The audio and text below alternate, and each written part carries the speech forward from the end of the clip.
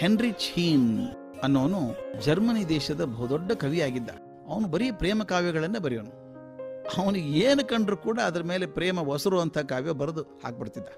ಅವನು ಹೇಳ್ತಿದ್ದಂತೆ, ಯಾವ ವಸ್ತು ತೋರಿಸಿದ್ರು ನನಗೆ ನನ್ನ ಪ್ರಿಯ ಕಾಣಿಸ್ತಾಳೆ ಅದರೊಳಗೆ ಅಂತ ಮಾಡ್ತಿದ್ರಂತೆ. ಅದಕ್ಕೆ ಅವನ ಸ್ನೇಹಿತರು ತಮಾಷೆ ಮಾಡ್ತಿದ್ರು, ಈ ಹೆನ್ರಿಚನಿಗೆ ಯಾವ ಪ್ರಾಣಿ, ಯಾವ ಪಕ್ಷಿ, ಯಾವ ವಸ್ತು ಕಂಡ್ರು ಅವನು ಪ್ರಿಯ ಕಾಣ್ತಾಳೆ, ಆದರೆ ಮುಂದೆ ಯಾರಿದ್ರು ಅಷ್ಟೇ ಅವನು ಬರೆಯೋದು ಪ್ರೇಮ ಗೀತೆ ಮಾತ್ರ ಅಂತ ಹೇಳ್ತಿದ್ರು. ಒಂದ್ಸಲ ಹೆನ್ರಿಚ್ ಹೀನ್ ಅವನ ಸ್ನೇಹಿತರೆಲ್ಲ ಸೇರಿ ಕಾಡಲ್ಲಿ ಹೋದರು. ಆಟ ಆಡ್ಕೊಂಬರ್ಬೇಕು, ತಮಾಷೆ ಹೋಗ್ಬರೋಣ, ಕಾಡು ನೋಡ್ಕೊಂಬರೋಣ ಅಂತ ಹೋದರು. ಬೇಟೆ ಆಡೋಣ ಅಂತ. ನೆಪ ಅಷ್ಟೇನೆ, ಇವ್ರೇನು ಬೇಟೆ ಆಡೋರಲ್ಲ ಬಿಡೋರಲ್ಲ. ಕಾಡಲ್ಲಿ ಹೋಗಿ ಹಾಡಿ ಕುಣಿದು ಊಟ ಮಾಡಿ ಸಂತೋಷ ಪಡ್ಬರ್ಬೇಕು ಅಂತ ಹೋದರು. ಇವನು ಕರ್ಕೊಂಡು ಹೋದ್ರು. ಇವನಿಗೆ ಆಸಕ್ತಿ ಇಲ್ಲ, ಕವನ ಬರೀಬೇಕು ಇವನಿಗೆ. ಆದ ಸ್ನೇಹಿತ ಏನು ಮಾಡಿದ ಅಂದರೆ, ಇವು ನಿರಾಕಾರ ಮಾಡಲಾರದಂಥ ಒಂದು ಆಸೆ ಒಡ್ಡಿದ. ಹೆನ್ರಿಚ್, ನಿನಗೆ ಗೊತ್ತಿಲ್ಲ, ಇವತ್ತು ಹುಣ್ಣಿಮೆ, ಇವತ್ತು ರಾತ್ರಿ ಕಾಡಿನಲ್ಲಿ ಶಾಂತವಾದ ಪ್ರದೇಶ, ಪೂರ್ಣಚಂದ್ರ ತುಂಬ ಚಂದ ಕಾಣಿಸ್ತಾನೆ. ಪೂರ್ಣಚಂದ್ರ ಮೇಲೆ ಎಷ್ಟು ಬೇಕಾದಷ್ಟು ಕವನ ಬರೀಬಹುದಲ್ಲೋ ನೀನು. ಅದು ಅಲ್ಲದೆ ಆ ಶಾಂತ ವಾತಾವರಣದ ಮೇಲೆ, ಆ ಪ್ರಾಣಿಗಳ ಮೇಲೆ ಸುಂದರವಾದ ಕವನ ಬರೀಬಹುದು ಅಂತ ಹೆನ್ರಿಚನ ಮನಸ್ಸು ಹೇಳಿದ. ಆಹಾ, ಅಡ್ಡಿಯಿಲ್ಲ, ಮಾಡಬಹುದು ಅಂತ ಒಂದಿಷ್ಟು ಕಾಗದ ಲೇಖನಿ ತಗೊಂಡು ಕಾಡಿನ ಪ್ರವಾಸಕ್ಕೆ ಹೆನ್ರಿಚ್ ಹೀನ್ ಹೊರಟ. ಕಾಡಿನಲ್ಲಿ ಯಾತ್ರೆ ಚೆನ್ನಾಗಾಯ್ತು. ಹಾಡು, ಕುಣಿತ, ಆಟ ಎಲ್ಲ ಸಂಭ್ರಮದಿಂದ ಆಯಿತು. ಸಂಜೆ ಆಯಿತು.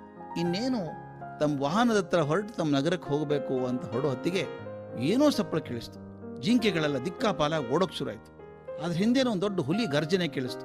ಅಯ್ಯೋ ಅಯ್ಯೋ ಅಯ್ಯೋ, ಹುಲಿ ಬಂತು, ಓಡಿ ಓಡಿ ಅಂತ ಕೂತ್ಕೊಂಡ್ರು ಎಲ್ಲರೂ. ಹೆನ್ರಿಚನ ಸ್ನೇಹಿತರೆಲ್ಲ ಗಾಬರಿಯಾಗಿ ಸಿಕ್ಕ ಮರ ಹತ್ಕೊಂಡ್ಬಿಟ್ರು. ಹೆನ್ರಿಚು ಗಾಬರಿ ಆದ.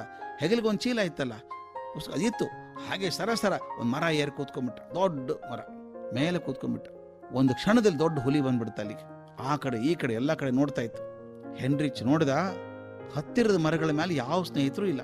ಎದೆ ಡವಡವಡವ ಅಂತ ಇತ್ತು. ಗಾಬರಿಯಾಗಿ ಕಿರ್ಚ್ಕೊಂಡಿದ್ದೆ ತಪ್ಪಾಯ್ತು. ಅಲ್ಲೆಲ್ಲೂ ಇತ್ತಲ್ಲ ಹುಲಿ. ಓಡಿ ಬಂದು ಮರದ ಕಾಂಡಕ್ಕೆ ಸಿಟ್ಟಿಂದ ಹೊಡಿತು. ಮೇಲೆ ನೋಡಿ ಗರ್ಜನೆ ಮಾಡ್ತಾ ಇತ್ತು. ಅದು ಇವನು ನೋಡಿದ ಸಿಟ್ಟಿನ ದುರ್ಗುಟ್ಕೊಂಡು ನೋಡಿ ಕೂಗಿದ್ ನೋಡಿದಾಗ ಇವನ್ ಗಂಟಲಿನ ದ್ರವಾನ ಒಣಗಿ ಹೋಯ್ತು. ಆ ಹುಲಿ ಹೋಯ್ತಾ? ಅದು ಇಲ್ಲ, ಅಲ್ಲೇ ನೋಡ್ತಾ ನಿಂತ್ಕೊಂಡ್ಬಿಡ್ತು ದುರ್ಗುಟ್ಕೊಂಡು. ಸ್ವಲ್ಪ ಹೊತ್ತು ನಿಂತಿದ್ದ ಮೇಲೆ ಅಲ್ಲೇ ಕೂತ್ಕೊಂಡ್ಬಿಡ್ತು, ಹೊರಗ್ಲೇ ಇಲ್ಲ. ಇವನು ಗಾಬರಿ, ದೂರ ಹೋದ್ರೆ ಇಳಿದು ಓಡಿ ಹೋದೇನೆ ಎಲ್ಲರೂ ವಾಹನದ ಹತ್ರ ಅಂತ ತಿಳ್ಕೊಂಡಿದ್ದ. ಆದ್ರೆ ಹುಲಿ ಈ ಮರ ಬಿಟ್ಟು ಹೋಗಲೇ ಇಲ್ಲ, ಅಲ್ಲೇ ಕೂತ್ಕೊಂಡ್ಬಿಡ್ತು.